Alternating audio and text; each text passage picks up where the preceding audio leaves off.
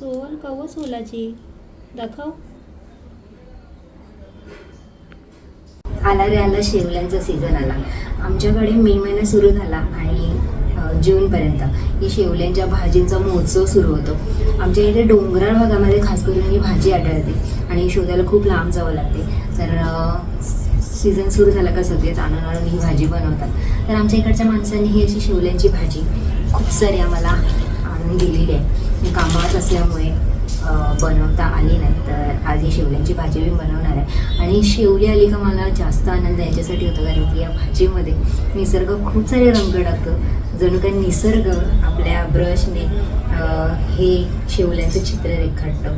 तर असंच या शेवल्यांच्या भाजीमध्ये मला रंग शोधायला आवडतात. कारण की प्रत्येक शेवला हा वेगळा असतो, वेगळ्या छटा असतात आणि वेगळा पोत असतो, टेक्चर असतो.